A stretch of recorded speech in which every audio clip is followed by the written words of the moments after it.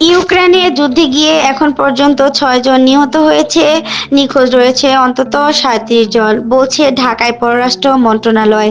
প্রাণ নিয়ে দেশে ফিরতে পারবো এটা কল্পনাও করতে পারতাম না।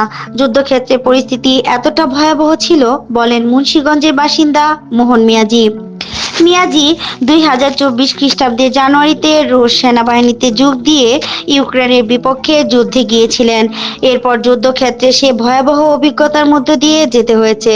সেটি বর্ণনা করতে গিয়ে তিনি বলেন, চারদিকে শুধু লাশ আর লাশ, যেদিকে চোখ যায় সেদিকেই দেখা যায় মানুষ মরে পড়ে রয়েছে। আসলে ফ্রন্টলাইন চমুক যুদ্ধ মানে প্রতিটা সেকেন্ডেই মৃত্যুর ভয়। সব সময় গুলি, আর্টিলারি, ড্রোন হামলা চলতেই থাকে। যেখানে সেখানে ল্যান্ডমাইন, আটার সময় একটু এদিক ওদিক হলেই মাইন বিস্ফোরণ হয়ে প্রাণ চলে যেতে পারে, যোগ করেন মিয়াজি। এই যুদ্ধে তার এক বন্ধুও প্রাণ হারিয়েছেন বলে জানান।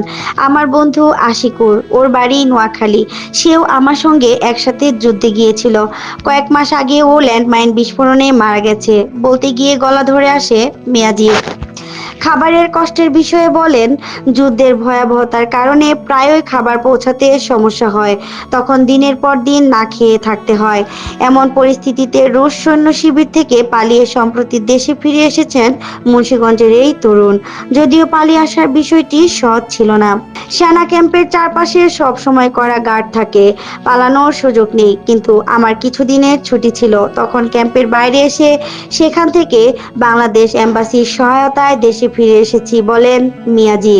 তবে বাংলাদেশের পররাষ্ট্র মন্ত্রণালয়ের তথ্য বলছে, দেশটির অনেক নাগরিক এখনও রাশিয়ার পক্ষে লড়ছেন।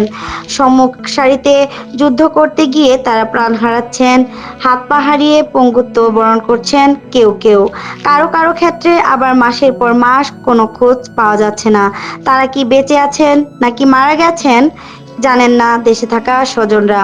কিন্তু ইউক্রেন ও রাশিয়ার মধ্যকার যুদ্ধে কেন এবং কিভাবে জড়িয়ে পড়ছেন বাংলাদেশের নাগরিকরা, অনুসন্ধানে এমন একটি দালাল চক্রকে খুঁজে পেয়েছে, যাদের বিরুদ্ধে ভালো চাকরির মিথ্যা প্রতিশ্রুতি দিয়ে বাংলাদেশ থেকে সাধারণ মানুষদের রাশিয়া নিয়ে গিয়ে যুদ্ধে অংশ নিতে বাধ্য করার অভিযোগ রয়েছে।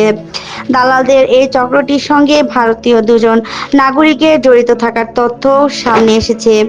অন্যদিকে পড়াশোনা ও কাজের সুবাদে বাংলাদেশ থেকে যারা রাশিয়া যাচ্ছেন, তাদের মধ্য থেকেও অনেক মোটা অর্থ ও স্থায়ী নাগরিকত্বের প্রলোভনের ফাঁদে পড়ে ইউক্রেন যুদ্ধে জড়িয়ে পড়ছেন বলে জানা যাচ্ছে। নাহিদা, কথা টিভি 71, ঢাকা।